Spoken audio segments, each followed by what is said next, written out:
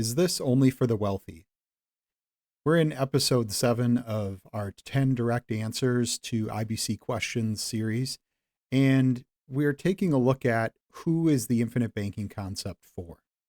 Recently, I heard a fellow practitioner say that the infinite banking concept is for anyone, but it's not for everyone. And the reason for that is not for some reason that it's only for the wealthy or it's only for a particular type of individual.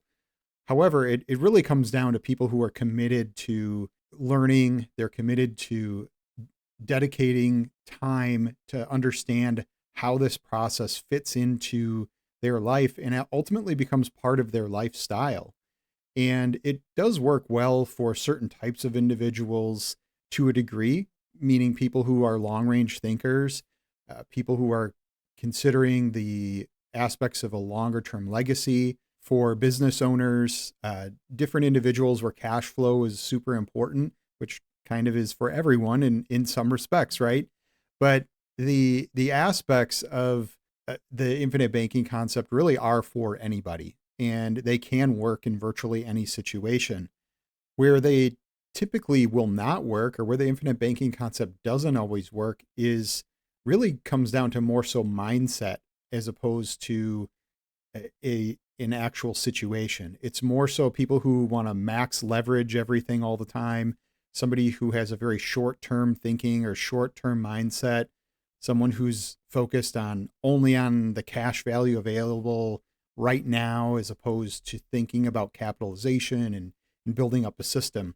It just doesn't work well for those types of individuals. But it does work with virtually anyone in any situation outside of that. So with IBC, it's really a situation where I encourage anybody that they can start where they're at. And that's really the important aspects of having a consultation with an authorized infinite banking concept practitioner, where we can take a close look at the individual situation. We can look at the different financials and we can understand, where does IBC fit into that process? Where can it help a person become a better steward, be more in control of the cash flow, be able to generate that longer term legacy and capitalize the banking system so that someone can take over that banking function in their life and prevent all of those losses, so to speak, from interest and other things leaking out of their system over time.